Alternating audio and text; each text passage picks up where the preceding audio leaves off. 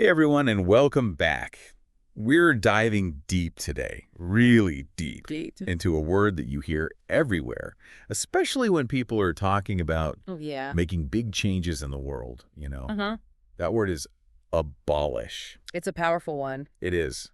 And we're Has gonna, big implications. yeah, we're gonna unpack it. We've got definitions, we've got example sentences. We're even gonna look at a visual illustration Oh, nice. to help us really get a feel for this word. Our mission today, to understand how abolish works, Mm-hmm. how it's been used, and why it matters, especially for you as you're learning English. Exactly. It's about using language effectively, right? Absolutely.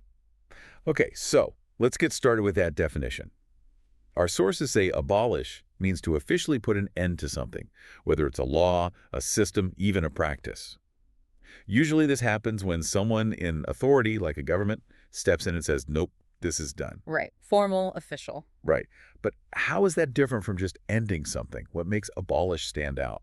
Well, abolish goes beyond just ending. It suggests completely wiping something out, like it never even existed. Eradicating it. Yeah, you got it. It's final. No coming back from that. It's like hitting delete on your computer and then emptying the trash. Permanently gone. Exactly. I like that. And you see that in the example sentences our sources provide. Right. Let's take a look at those. The first one talks about a government abolishing an outdated law. Yeah, it says, the government decided to abolish the outdated law after much debate. See? They didn't just revise it or update it, they abolished it, got rid of it completely. Boom, gone.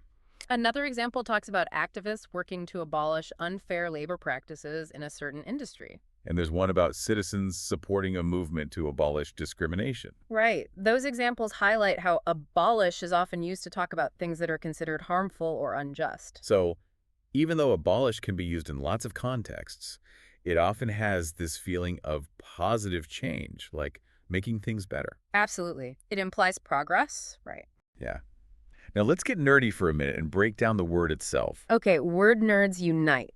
No prefix to worry about here, but the root is abol, and this comes from the Latin abolere, which means to destroy or do away with completely. Totally. And then we add that ish ending, which is often how we turn something into a verb in English. You got it. And think about it. The very way the word is structured reinforces that meaning of complete removal. It's built right in. It's like destruction is part of the word's DNA. Yeah, I like that. Right. Okay, history buffs, time to shine. Our sources say abolish popped up in English way back in the 15th century. What do you think people were trying to abolish back then? Probably some pretty interesting things. But when we think about how abolish is used historically, big events come to mind, like the abolition of slavery Huge. or the abolition of apartheid. These were movements fighting against deeply rooted systems of oppression. They weren't looking for small changes. They wanted complete and total eradication. So it's not just about getting rid of something. Right. It's about justice. Absolutely. It's about changing society for the better. It carries a lot of weight, this word. Yeah.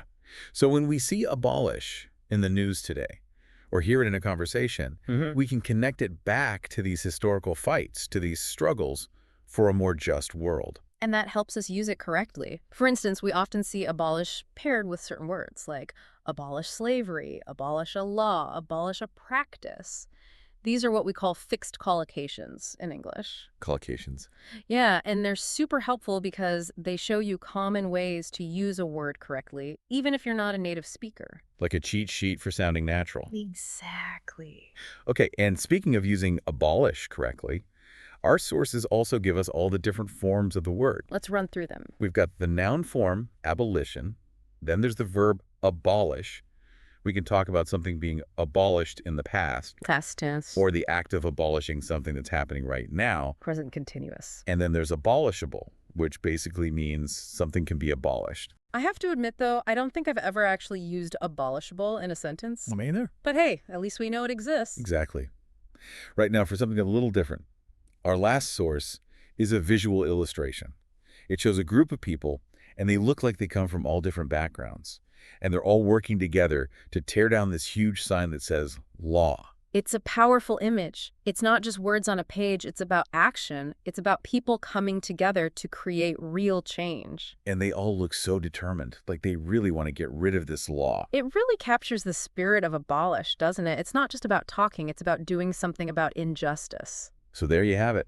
We've looked at the definition, explored example sentences, delved into the history, and even visualized the concept. We've covered all the bases. We have. And the big takeaway is that abolish is more than just ending something. It's about complete removal. Eradication. It's a powerful word. With a powerful history. And it makes us think about what we want to see changed in the world, what we want to see gone forever. That's a great point to end on. What systems or practices in today's world would you like to see abolished? It's something to think about. Definitely food for thought. Until next time, everyone, keep learning and keep using those powerful words. See you next time. Bye. Bye.